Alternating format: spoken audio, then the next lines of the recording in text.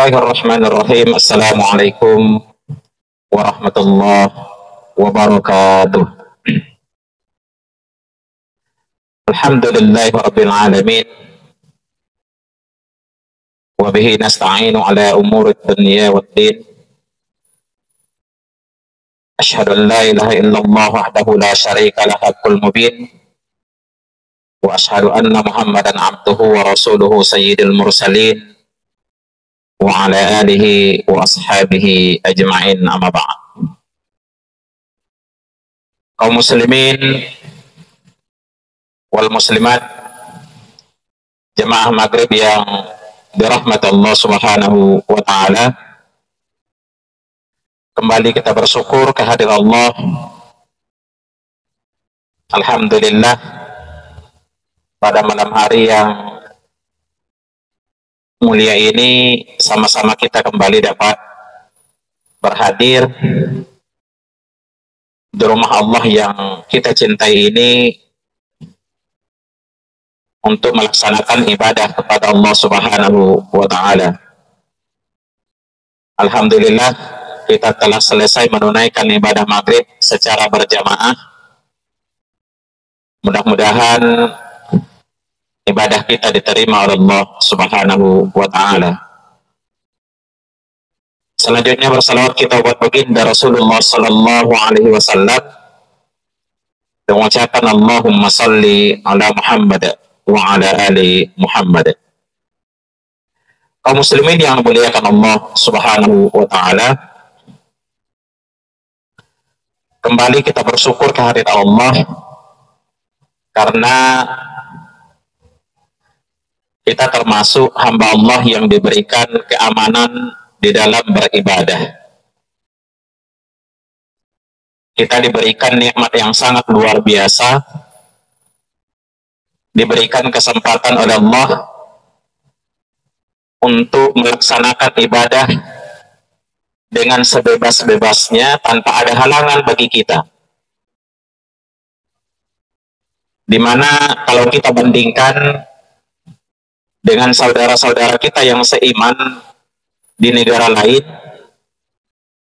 bukan hanya di Palestina. Kalau di Palestina hari ini pasti mereka dalam keadaan kesulitan.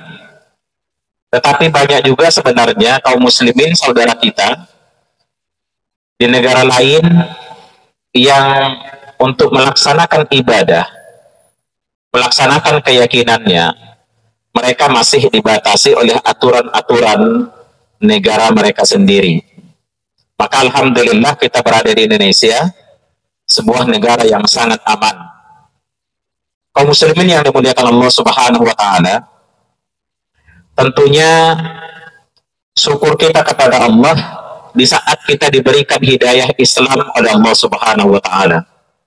Di saat kita masih teguh dalam menjalankan ajaran agama ini, iman masih bersarang di hati kita, kita masih tergerak untuk melaksanakan apa yang diperintahkan oleh Allah subhanahu wa ta'ala. Mudah-mudahan kita mampu menikmati manisnya iman yang kita miliki. Bapak Ibu yang dimuliakan Allah subhanahu wa ta'ala, bahwa Islam, ajaran yang kita jalankan saat ini sesungguhnya indah, dan kalau kita mau melihat, sesungguhnya sangat diidam-idamkan oleh orang yang belum mendapatkan hidayah. Banyak sekali orang non-muslim, di saat mereka mengenal Islam sedikit saja, betapa bahagianya mereka. Betapa bahagianya mereka. Akhir-akhir ini, di antara hikmah yang bisa dipetik dari peristiwa perang di Palestina adalah banyaknya non-muslim yang tergerak, termotivasi, dan digerakkan oleh Allah subhanahu wa ta'ala untuk mengenal Islam. Kenapa mereka tergerak hatinya untuk mengenal Islam? Karena mereka melihat mengapa kok orang Islam di Palestina itu sangat teguh keyakinannya, bahkan mati saja mereka tidak takut. Mati mereka tidak takut. Apa yang menyebabkan mereka seteguh itu? Maka mereka berusaha mengenal ajaran umat Islam itu sendiri. Mereka mulailah membuka Al-Quran. Mereka mulai membuka diri untuk mengenal ajaran Islam. Dan ternyata Bapak Ibu yang dimuliakan Allah, tidak sedikit di antara orang non-muslim di saat mereka melihat ajaran Islam secara langsung, tidak mendengarkan. Kalian selama ini mungkin ditutupi bagi mereka. Kenapa? Karena memang dihalangi mereka untuk mengenal Islam. Lalu dengan kesadaran hati mereka berusaha untuk masuk ke ajaran Islam. Dan tidak sedikit ternyata di antara mereka yang kemudian masuk Islam. Mereka mengenal ajaran Islam yang sangat mulia. Ada salah seorang orang Amerika yang ketika dia membuka Al-Quran, kemudian baru 10 halaman ia baca. Maka 10 halaman yang ia baca itu sudah cukup baginya untuk meneduhkan jiwanya. Dia merasa tenang hatinya. Bahkan ingin sekali dia meneruskan bacaan Al-Quran itu. Ia ingin mendalami lagi. Dan akhirnya dia mengenal Islam dari situ. Bapak Ibu yang dimuliakan Allah Subhanahu wa Ta'ala, namun terkadang dan sering sekali kita yang sudah masuk di dalam lingkup ajaran Islam itu, sering kita tidak sadar betapa indahnya ajaran Islam itu. Ya, orang yang baru saja mengenal Islam itu bisa bahagia dengan ajaran Islam. Begitu mereka gembira mendapatkan ajaran Islam. Tetapi terkadang sering sekali kita justru tidak mengenal ajaran Islam dengan baik, karena kita sudah berada di dalamnya. Maka Bapak Ibu yang dimuliakan Allah Subhanahu wa Ta'ala, mari kita senantiasa mempelajari ajaran agama kita ini dengan baik, supaya kita bisa menikmati manisnya beriman. Bapak Ibu yang dimuliakan Allah Subhanahu wa Ta'ala, pada malam hari ini kembali kita akan melanjutkan kajian kita pada subuh beberapa hari yang lalu terkait dengan hadis Rasulullah Shallallahu Alaihi Wasallam. Bapak Ibu yang dimuliakan Allah, hadis Rasulullah bagi kita adalah ajaran praktis Al-Quran. Di saat Al-Quran sebagai petunjuk hidup kita, maka agar Al-Quran itu mampu kita praktekkan dengan baik, maka kita butuh sunnah Rasulullah. Kita butuh petunjuk itu agar kita sempurna menjalankan Al-Quran. Kita butuh Al-Quran, hadis Rasulullah SAW. Kita butuh contoh, dan Rasulullah SAW adalah contoh terbaik bagi kita di dalam beramal. Maka mencintai sunnah Rasulullah itu adalah suatu kewajiban bagi kita. Mencintai Rasulullah dan mencintai sunnahnya adalah suatu kewajiban bagi kita. Maka Bapak Ibu yang dimuliakan Allah Subhanahu wa Ta'ala, kita melihat seperti apa sahabat Rasulullah SAW di saat mereka mencintai Rasulullah dan mencintai sahabatnya.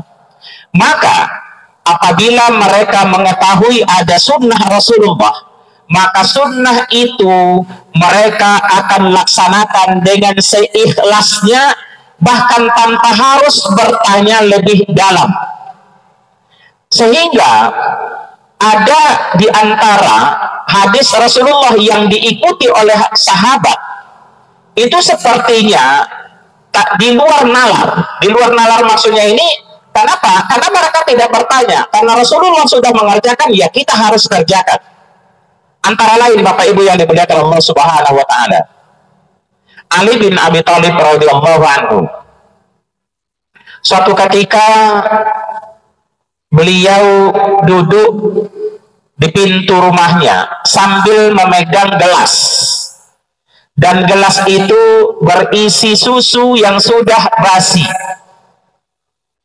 Maka sahabatnya melihat Ali bin Abi Thalib memegang gelas, dan di dalam gelas itu ada susu yang sudah basi dan akan diminumnya. Sahabatnya tentu bertanya, wahai Amirul Mukminin, kenapa itu engkau lakukan?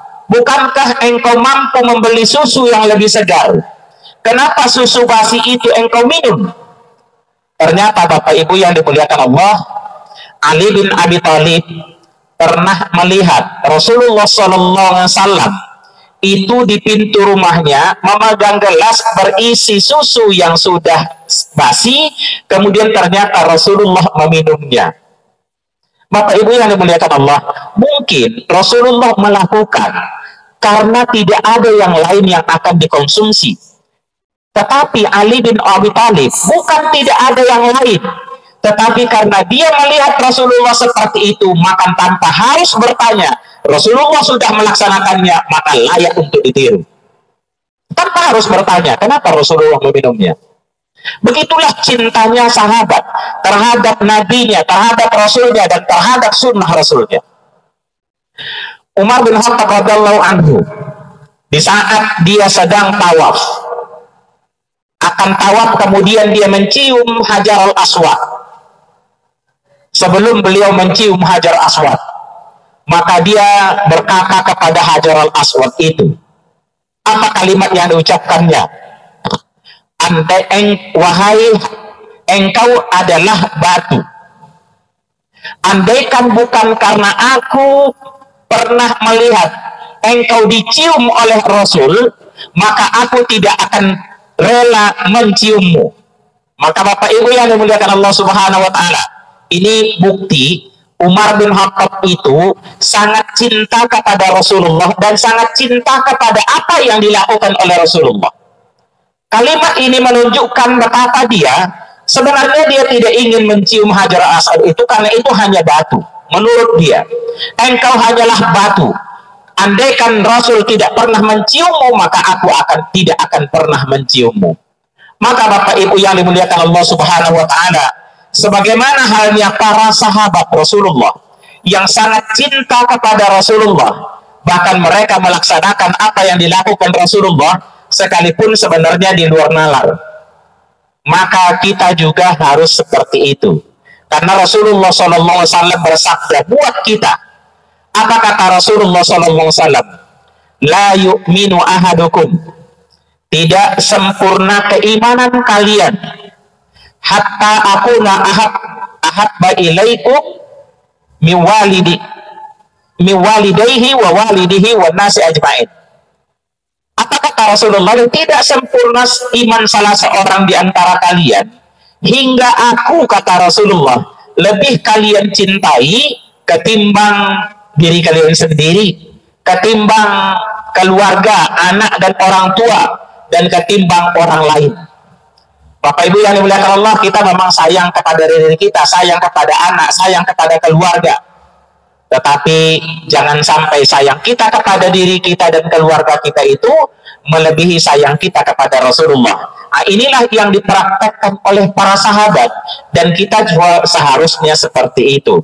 Kaum muslimin yang dimuliakan Allah Subhanahu wa Ta'ala, pada malam hari ini kita akan melihat beberapa sunnah Rasulullah SAW yang sudah menjadi kebiasaan Rasulullah, dan tentunya kepada kita diminta untuk mengikuti sunnah Rasulullah itu dengan baik.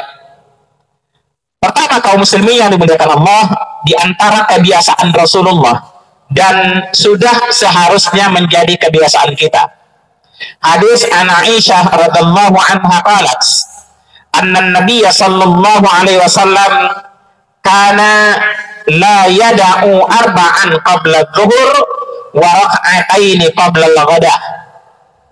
Rahul Bukhari.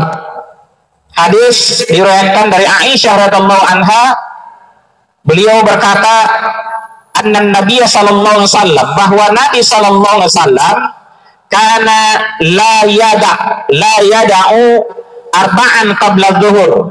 Beliau itu tidak pernah meninggalkan 4 rakaat sebelum zuhur, wa raka'atai qabla al-ghadah, dan 2 rakaat sebelum subuh. Kaum muslimin yang dimuliakan Allah, di saat Aisyah radhiyallahu anha mengatakan tidak pernah meninggalkan, ini menunjukkan sesuatu yang menjadi kebiasaan Rasulullah. Pada subuh yang lalu pernah kita katakan, jangankan yang sudah menjadi kebiasaan Rasulullah, bahkan sekali saja dilakukan oleh Rasulullah, untuk hal-hal tertentu itu sudah layak kita rutinkan. Apalagi sesuatu yang tidak pernah ditinggalkan oleh Rasulullah. Mencintai Rasulullah itu wujudnya adalah mencintai sunnahnya. Mencintai sunnahnya adalah melaksanakan apa yang dilaksanakan oleh Rasulullah, terutama dalam hal beribadah. Maka Aisyah radhiyallahu anha menyaksikan bahwa Rasulullah SAW itu tidak pernah meninggalkan 4 rakaat sebelum zuhur dan 2 rakaat sebelum subuh. Kaum muslimin yang dimuliakan Allah Subhanahu wa taala, di saat Rasulullah SAW tidak pernah meninggalkan 2 rakaat sebelum subuh, maka sesuatu yang tidak pernah ditinggalkan oleh Nabi tetapi posisinya tidak wajib, maka itu hukumnya adalah sunat muakkad. Sunat muakkad itu berada posisi antara sunnah yang biasa dengan wajib, hampir ke wajib, hampir ke wajib.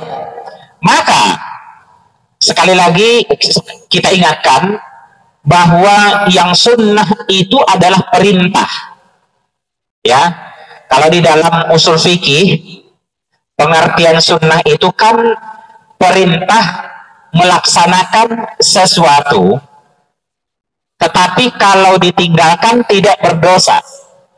Dia diperintahkan untuk dilaksanakan. Yang memerintahkan adalah Allah dan Rasulnya. Yang memerintahkan adalah Allah dan Rasulnya. Kalau perintah idealnya tentu harus kita laksanakan. Apalagi yang muakkad. Apalagi yang muakkad, sesuatu yang tidak pernah ditinggalkan oleh Rasulullah, itu hampir saja wajib. Maka kaum muslimin yang dimuliakan Allah, mestinya ibadah ini senantiasa kita laksanakan. Apalagi didukung oleh hadis Rasulullah lainnya. Kaum muslimin yang dimuliakan Allah, hadis lainnya ini juga disebutkan, lam yakunin nabiyyu sallallahu alaihi wasallam ala syai'in minan nawafil asyadda minhu ta'ahudan ala raka'atil fajar, muttafaq alaih.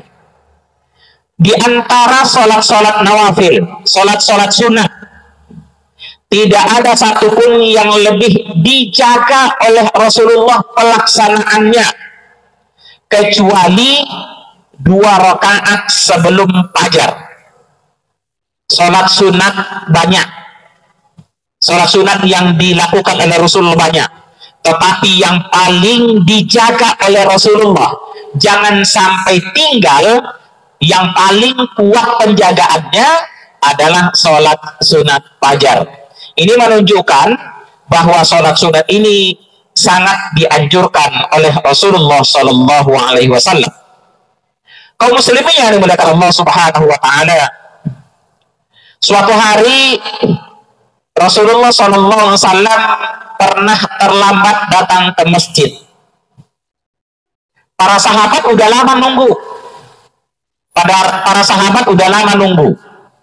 Kemudian karena udah lama nunggu, tentu karena tidak ada perintah yang akan menjadi imam, tak ada yang berani jadi imam. Mereka tetap menunggu Nabi. Mereka tetap menunggu Nabi. Setelah lama, akhirnya Rasulullah datang. Rasulullah datang, langsung sholat. Rasulullah menjadi imam, dan mereka sholat. Bapak Ibu yang dimuliakan Allah Subhanahu Wa Taala. Setelah selesai sholat, barulah Bilal bin Rabah bertanya kepada Rasulullah Sallallahu Alaihi Wasallam. Karena di luar kebiasaan, Rasulullah tidak pernah terlambat. Sekali ini terlambat. Maka Bilal bin Rabah bertanya kepada Rasulullah, ya Rasulullah, ada apa gerangan hari ini engkau terlambat datang? Bapak Ibu yang dimuliakan Allah Subhanahu Wa Taala, Rasulullah SAW mengatakan, saya tadi subuh sebelum sholat ada pekerjaan yang tidak bisa saya tinggalkan, ada sesuatu yang harus saya selesaikan. Kemudian setelah saya selesaikan, kemudian saya sholat 2 rakaat dulu, karena beliau kan sholatnya di rumah. Saya sholat 2 rakaat dulu. Setelah saya selesai 2 rakaat, baru saya datang ke masjid. Maka Bapak Ibu yang dimuliakan Allah Subhanahu wa Ta'ala, Bilal seakan protes gitu. Wahai Rasulullah, bukankah sudah lama, sudah telat sekali? Kenapa juga engkau sholat dulu di sana, di rumah? Kenapa tidak langsung? Maka apa jawaban Rasulullah Sallallahu Alaihi Wasallam? Kata Rasulullah, andaikan saya lebih telat dari itu lagi, niscaya tetap aku laksanakan sholat 2 rakaat qabliyah fajar itu dulu, baru saya datang ke masjid. Ini menunjukkan betapa pentingnya bagi Rasulullah menunaikan sholat sunat fajar itu. Sangat penting bagi Rasulullah. Maka Rasulullah SAW justru mengatakan, sebagaimana hadis yang disebutkan, yang diriwayatkan dari Abu Hurairah radhiyallahu anhu, la tada'u raka'atil fajar, kata Rasulullah. Jangan pernah kalian tinggalkan 2 rakaat sholat sunat fajar. Wa in taratakumul khayl, sekalipun kalian sedang dikejar-kejar oleh musuh, bahkan di dalam peperangan, kata Rasulullah. Andaikan di dalam peperangan musuh sedang mengejar, maka sholat sunat fajar jangan ditinggalkan. Kaum muslimin yang dimuliakan Allah, kita tentunya sepakat, kita sekarang tidak ada yang mengejar-ngejar kita, tidak ada yang mengganggu kita. Kita ini negeri yang aman. Maka sedangkan di masa peperangan saja Rasulullah melarang meninggalkan ini. Jangan kalian pernah meninggalkan sholat sunat 2 rakaat sebelum subuh, sebelum fajar. Apalagi tentunya akan lebih ditekankan lagi pelaksanaannya bagi kita yang dalam kondisi aman ini. Bahkan Rasulullah SAW menyebutkan di antara hikmah pelaksanaan sholat sunat fajar itu, rakaat al-fajar khairun minat dunya wa ma fiha. 2 rakaat sholat sunat fajar, maka kebaikan yang diperoleh itu lebih utama ketimbang dunia dan segala yang ada di dalamnya. Ini menunjukkan betapa mulianya sholat sunat fajar itu. Pahalanya sangat luar biasa akan kita dapatkan. Oleh karena itu, kaum muslimin yang dimuliakan Allah Subhanahu wa Ta'ala, mari kebiasaan Rasulullah ini harusnya menjadi kebiasaan kita. Di mana kita harus mengerjakannya? Maka kaum muslimin yang dimuliakan Allah, Rasulullah SAW mengerjakannya di rumah. Mengerjakan di rumah, kemudian yang imamnya dia, jemaah pasti menunggunya. Tak akan ada yang berani maju ke depan jadi imam kalau seandainya Rasulullah SAW itu tidak pernah memerintahkannya. Oleh karena itu jamaah menunggu dan Rasulullah sholat di rumah. Bagaimana dengan kita? Adapun kita kaum muslimin, kemudian Rasulullah itu kan rumahnya dekat sekali dengan masjid. Rumahnya kan di sebelah masjid, tidak paling beberapa langkah sampai ke masjid. Kalau sekarang sudah berada rumah beliau dan masjid beliau itu sekarang sudah menjadi satu komplek di Masjid Nabawi sekarang. Maka Bapak Ibu yang dimuliakan Allah, adapun kita tentu harus kita timbang. Ya, kalau andaikan kita perkirakan kita tidak akan terlambat sholat berjamaah di masjid, maka laksanakanlah terlebih dahulu di rumah, karena ini memang kebiasaan Rasulullah SAW. Tetapi kalau rumah kita sangat jauh dari masjid, contohnya kita akan sholat di Masjid Islamic Center ini, sedangkan kita setelah azan baru kita berwudu, Lalu kalau kita sholat di rumah nanti, sholat sunatnya sampai di sini bisa kita telat untuk sholat wajib. Maka lebih baik kejar ke masjid dulu, andaikan masih sempat, perkiraan 2 menit masih bisa. Kita kan punya jadwal iqamahnya. Kalau masih ada waktu 2 menit, maka silahkan untuk sholat sunat qabliyah. Kalau tidak, kalau memungkinkan di rumah, laksanakan di rumah. Tapi kalau tidak, laksanakan di masjid. Kaum muslimin yang dimuliakan Allah Subhanahu wa Ta'ala, terkait dengan sholat sunat fajar, seperti apa kebiasaan Rasulullah SAW? Rasulullah disebutkan meringankan sholat sunat fajar. Kita akan membahas ini. Seperti apa maksud meringankan sholat sunat fajar ini? Hadis dari Hafsah radhiyallahu anha, istri beliau.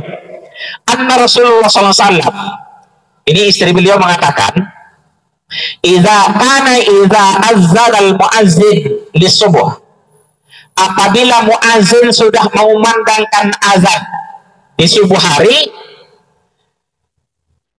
shalla raka'ataini khafifatain, maka Rasulullah di rumah, ini kan azan di masjid, Rasulullah di rumah, beliau tentunya sudah berwudu. Setelah selesai azan, maka Rasulullah shalla raka'atain khafifatain, Rasulullah sholat 2 rakaat, sholatnya ringan. Ringan maksudnya itu tidak, bacaannya tidak sepanjang sholat sunat lain, bacaannya tidak sepanjang sholat sunat lain. Rasulullah contoh sholat sunat malam, Rasulullah itu kan bisa jadi 1 rakaat itu 1 surah panjang, 1 rakaat lagi 1 surah panjang, itu kan kebiasaan Nabi. Tetapi untuk sholat sunat 2 rakaat, maka Rasulullah SAW tidak sepanjang itu. Bahkan saking tidak panjangnya, saking ringannya sholat beliau, Aisyah radhiyallahu anha pernah berkata di dalam hatinya, apakah di sholat sunat fajar ini Rasulullah baca Fatihah atau tidak? Begitu perkiraannya. Kenapa? Karena menurut dia, kenapa kok cepat Rasulullah sholatnya? Tetapi cepat maksudnya itu tentunya bukan tergesa-gesa. Dia ternyata, Bapak Ibu yang dimuliakan Allah, Rasulullah tidak membaca surat panjang di situ. Diriwayatkan bahwa Rasulullah di sholat sunat fajar itu membaca Qul ya ayyuhal kafirun di rakaat pertama dan Qul huwallah di rakaat kedua. Tentunya tidak panjang jadinya. Maka Rasulullah sholatnya tidak panjang untuk sholat sunat fajar itu. Kenapa tidak panjang, kaum muslimin yang dimuliakan Allah? Karena kalau panjang, sedangkan waktunya kan singkat. Dan kebiasaan Rasulullah SAW sholat subuh itu rakaat pertama 50 sampai 60 ayat. Ya, Rasulullah sholat subuh itu antara 50 sampai 60 ayat di 1 rakaatnya.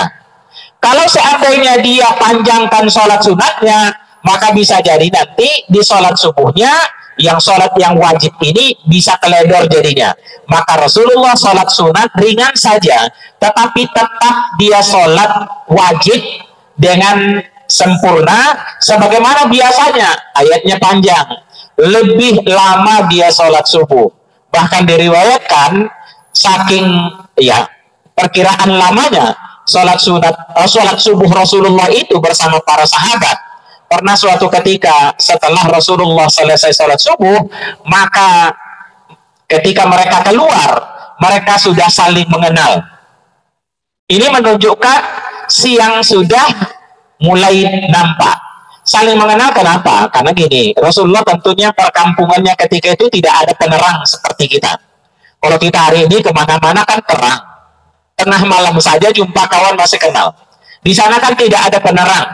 Lalu kalau malam hari mereka keluar bisa jadi tidak saling mengenal. Kenapa? Karena saking gelapnya. Setelah salat subuh mereka sudah saling mengenal. Begitulah sholat subuhnya Rasulullah Shallallahu Alaihi Wasallam. Makanya dia tidak memanjangkan betul sholat sunatnya. Kaum muslimin yang dimuliakan Allah Subhanahu wa Ta'ala, maka tentunya yang dimaksud dengan sholat sunat yang ringan itu, qabliyah subuh ringan itu, maksudnya adalah bacaannya dipendekkan. Dan sunnah Rasulullah SAW antara lain beliau membaca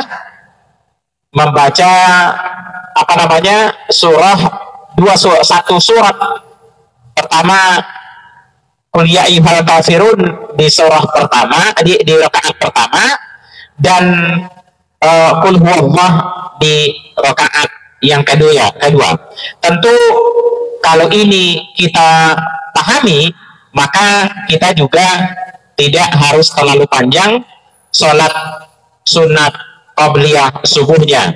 Kalau kita mengikuti hadis Rasulullah, kebiasaan Rasulullah, maka surat ini juga kita baca. Atau surah lain, karena memang Rasulullah SAW bukan cuma membaca surah Al-Kafirun dan surah Al-Ikhlas, masih ada ayat-ayat lain. Ini hadis Rasulullah SAW dari Ibnu Umar radhiyallahu anhu. Apa kata Ibnu Umar? Ramaktun Nabiya sallallahu alaihi wasallam syahra. Aku mengamati Nabi sallallahu alaihi wasallam selama 1 bulan. Bahkan yaqra'u fi rak'ataini qabla al-fajar. Maka ternyata Rasulullah membaca di 2 rakaat salat sunat fajarnya bikul ya ayyuhal kafirun wa qul huwallahu ahad. Nah, ini kesaksian dari Ibnu Umar radhiyallahu anhu. Beliau mengatakan 1 bulan lamanya aku mengamati Rasulullah. Ternyata Rasulullah selama 1 bulan itu di 2 rakaat sholat sunat fajarnya dia membaca Qul ya ayyuhal kafirun di rakaat pertama dan Qul huwallah di rakaat yang kedua. Maka kaum muslimin yang dimuliakan Allah, tentunya ini kebiasaan Nabi yang juga menjadi kebiasaan kita. Hadis dari Abu Hurairah radhiyallahu anhu juga mengatakan anna Rasulullah sallallahu alaihi wasallam qara'a fi rak'atain al-fajr qul ya ayyuhal kafirun wa qul huwallahu ahad. Sama ya, sama kesaksian dari Ibnu Umar radhiyallahu anhu, Abdullah Ibnu Umar radhiyallahu anhu dengan Abu Hurairah radhiyallahu anhu.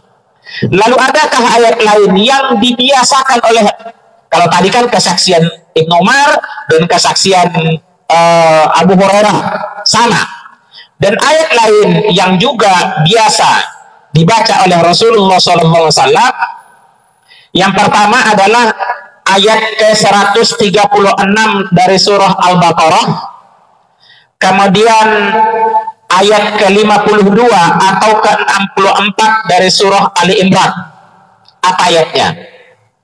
Ini dari Ibnu Abbas. Ini kesaksian dari Ibnu Abbas. Ini kan Rasulullah kan senantiasa melaksanakan. Tetapi kesaksian Ibnu Umar tadi sudah, kesaksian dari Abu Hurairah sudah. Mereka adalah sahabat-sahabat Rasulullah. Dan Ibnu Abbas radhiyallahu anhu juga mengatakan anna Rasulullah sallallahu alaihi wasallam kana yaqra'u fi raka'atil fajar. Beliau membaca di 2 rakaat salat sunat fajarnya. Fil ula minhuma, di rakaat pertama, qulu amanna billahi wa ma unzila ilaina. Ini adalah surah Al-Baqarah ayat 136. Yang berikutnya allati fil Baqarah. Nah, disebutkan di dalam hadis itu al-ayah allati fil Baqarah wa bil akhirati minhuma. Kemudian di ayat yang kedua, di rakaat yang kedua, amanna billahi washhad bi anna muslimun. Dan di riwayat lain dikatakan surah Ali Imran, ta'alau ila kalimatin sawa'in bainana wa bainakum. Nah, jadi ada kesaksian para sahabat untuk rakaat pertama surah Al-Baqarah ayat 136, dan di rakaat yang kedua itu bisa pernah beliau membaca surah Al-Imran ayat 52, dan pernah juga membaca surah Ali Imran ayat 64. Artinya ini kan kesaksian para sahabat Rasulullah SAW, maka tentunya bagi kita juga kita melaksanakan sesuai dengan apa yang dilaksanakan oleh Rasulullah SAW. Namun pada kesimpulannya Bapak Ibu yang dimuliakan Allah, karena ini sholat, sekalipun itu adalah kebiasaan Rasulullah, bukan berarti tidak dibenarkan membaca ayat atau surah lainnya. Ya, bukan berarti tidak dibenarkan membaca ayat, surah atau ayat lainnya dari Al-Quran. Ya, umpamanya kita ingin membaca surah Al-Baqarah ayat 136, tetapi justru kita tidak hafal, maka di dalam sholat maka kita bacalah yang hafal, karena di dalam sholat yang terbaik tentunya selain bahwa yang sudah biasa dilakukan oleh Rasulullah, tetapi kalau kita tidak hafal maka taqra'u ma tayassara minal Qur'an, maka bacalah apa yang termudah untuk kalian baca dari Al-Quran. Itu banyak ayat Al-Quran, silahkan dibaca, dan itu tentunya disahkan. Tetapi kalau ketika kita ingin, ini kan mengikuti sunnah Rasulullah, bukan cuma mengikuti dari aspek hukumnya, justru munculkan kesadaran kita, kenapa saya membaca ini? Karena memang saya cinta kepada sunnah Rasulullah SAW. Maka apa yang dilakukan oleh Rasulullah itu juga yang kita lakukan. Ini kan wujud dari kecintaan kita kepada Rasulullah SAW. Sebagaimana para sahabat kita sebutkan tadi, justru mereka mengikuti sunnah Rasulullah itu, apa yang dilakukan oleh Rasulullah sekalipun tidak diperintahkan. Suatu ketika ada seorang sahabat mengikuti Rasulullah di belakang. Di pada satu titik di bawah pohon, Rasulullah menundukkan kepalanya ketika berada di bawah pohon itu. Kemudian lewat lagi sahabat di belakangnya. Sahabat yang di belakang itu pas di bawah pohon itu menundukkan kepalanya juga. Rasulullah tersenyum, kemudian Rasulullah bertanya, kenapa engkau menundukkan kepalamu ketika berada di bawah pohon? Maka jawabannya, wahai Rasulullah, saya melihat engkau menundukkan kepalamu di situ, maka saya juga lewat di situ harus menundukkan kepala. Rasulullah tersenyum. Pertanyaannya, kenapa Rasulullah menundukkan kepala? Karena Rasulullah tinggi, di sana ada dahan. Kalau dia tidak menundukkan kepalanya, maka dahan itu menyentuh kepalanya. Sedangkan sahabat yang di belakang pendek, andaikan dia lewat di situ tidak akan menyentuh pohon. Kenapa dia menundukkan kepala? Bukan karena akan kena kepalanya, tetapi karena saking dia patuh kepada Nabi. Sekalipun tidak diperintahkan, sekalipun dia pendek, tetap dia menundukkan kepala di situ. Begitulah para sahabat mengikuti Rasulullah SAW, mengikuti apa yang dilakukan Rasulullah. Tidak banyak tanya, tidak banyak tanya. Insya Allah apapun yang kita lakukan ada dasarnya dari yang telah dilakukan oleh Rasulullah SAW. Insya Allah ini adalah wujud kecintaan kepada beliau. Maka mari sama-sama kita berazam untuk senantiasa mempelajari kebiasaan-kebiasaan Rasulullah, dan kita wujudkan, buktikan kecintaan kita kepada beliau dengan cara senantiasa melaksanakan apa yang menjadi kebiasaan Rasulullah. Mudah-mudahan dengan kebiasaan kita mencintai Rasulullah dan mengikuti sunnahnya, kita kiranya kelak mendapatkan syafaat dari beliau di yaumil mahsyar. Bapak Ibu yang dimuliakan Allah Subhanahu wa taala, insyaallah pada pertemuan berikutnya kita akan kembali mengkaji apa saja yang menjadi kebiasaan Rasulullah untuk kita laksanakan dalam kehidupan sehari-hari. Kiranya ini yang bisa saya sampaikan pada kesempatan ini, mudah-mudahan ada manfaatnya bagi kita semua dan kiranya menjadi jalan bagi kita untuk mendapat cinta Rasulullah SAW. Aku lupa lihat astagfirullahaladzim. Kita tutup doa kajian kita dengan doa kafaratul majelis. Subhanallahumma rabbana wa bihamdik asyhadu an la ilaha illa anta astaghfiruka wa atubu ilaik. Billahi taufiq wal hidayah. Wassalamualaikum warahmatullahi wabarakatuh.